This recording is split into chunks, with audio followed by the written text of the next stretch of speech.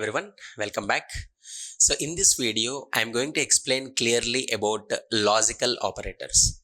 So first of all, what are logical operators and where to apply logical operators? We are going to discuss here. First thing, what are the logical operators? There are three logical operators are there. One is logical and, logical or, logical not. So what is logical AND operator? That AND operator returns true only if all the given conditions are valid. All given conditions must be valid. Must be valid. Then only it will return the true. Next, when we go with OR, among all conditions, at least one condition should be valid. At least one should be valid. If you have given 100 conditions, consider. If 99 conditions failed, no problem. If at least one condition is valid, then it will return true value. Not means what? Is just a reverse. If it is true, then it will give false. If it is a false, then it will return the true. I'll explain the situations so that you will understand easily. So when we can go with logical AND operator, just consider, I just want to check the given number is divisible by 4 or not. Yes, equal to 0. Using the relational operators concept, we can easily write the number which is divisible by 4 equal to 0. And the same number should not divisible by 100. The number is not divisible by 100.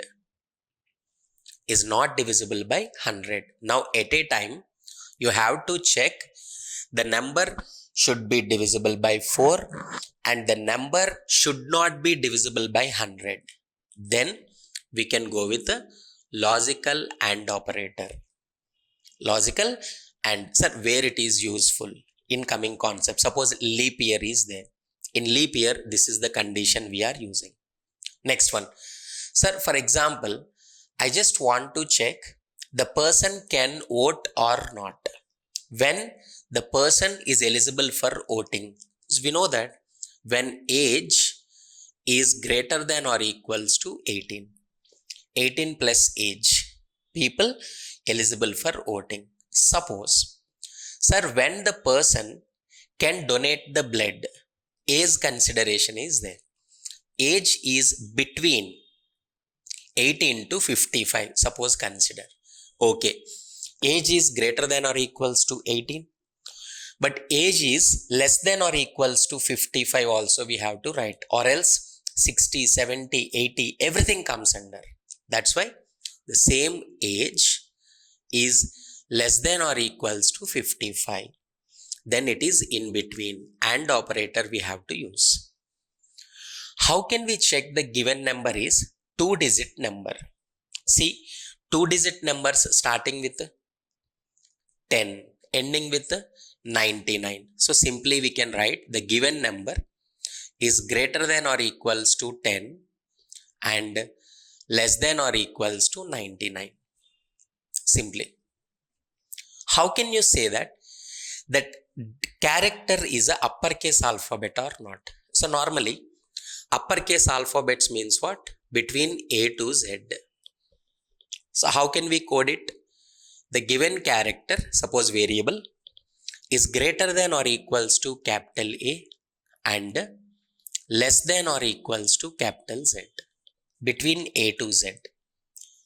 Suppose if it is a lowercase character, lowercase, how can we check that? Is greater than or equals to small a and less than or equals to small z. How can we say that given character is alphabet or not? Alphabet means either it is uppercase or it is a lowercase, right? Here, either it is uppercase or it is a lowercase. Both we have to write. So first uppercase we have to check. This is uppercase condition. Greater than or equals to capital A. Less than or equals to capital Z. This is for uppercase or lowercase. Greater than or equals to small a. Less than or equals to small z. It's a lowercase. How can you say that the given character is alphanumeric? Character is alphanumeric. See, either it is an uppercase or it is a lowercase or it is a digit. Uppercase or lowercase or digit. So you have to write uppercase or you have to write lowercase or you have to write digit also. Greater than or equal to 0, less than or equal to 9. That is called alphanumeric. Alphanumeric means what? Alphabet or digit. Alphabet means what? Again, either it is uppercase or lowercase. And digit. Sir, suppose if it is a symbol. If it is a symbol, simply to say it's a non-alphanumeric. It's a non-alphanumeric. This is the simple way of checking that operators are logical operators or not. Okay.